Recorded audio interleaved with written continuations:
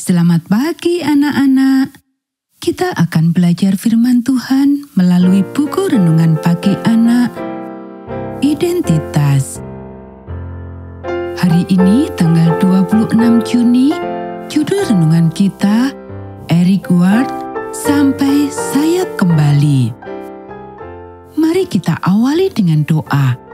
Bapa di surga, kami akan belajar firman Tuhan. Tolong kami supaya kami dapat memahami firman Tuhan. Dalam nama Tuhan Yesus kami berdoa. Amin.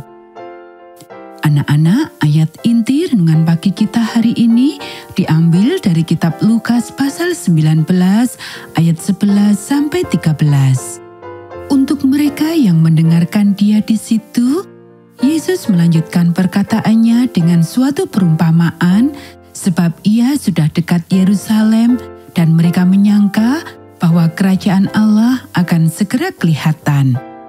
Maka ia berkata, ada seorang bangsawan berangkat ke sebuah negeri yang jauh untuk dinobatkan menjadi raja di situ, dan setelah itu baru kembali.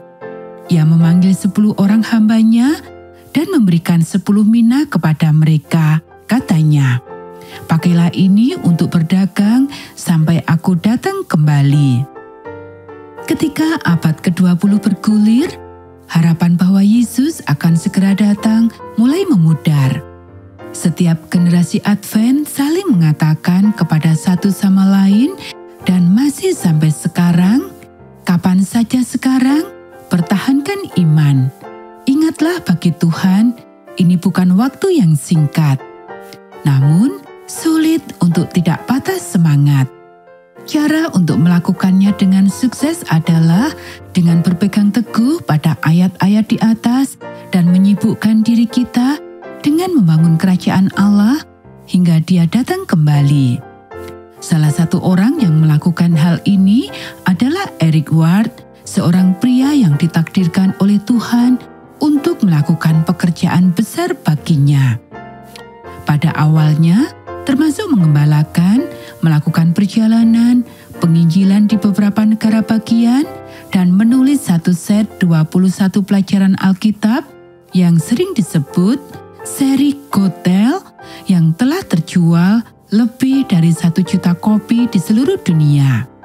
Dia juga menjabat sebagai sekretaris untuk Southern California Conference.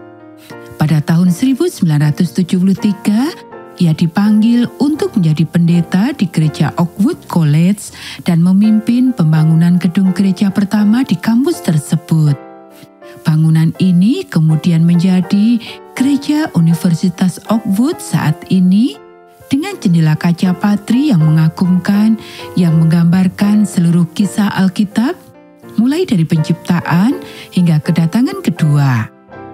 Anak-anak, Pendeta Ward melayani di gereja Oakwood selama 21 tahun, dan selama itu keanggotaan gerejanya bertumbuh dari 348 menjadi lebih dari 2.000 orang.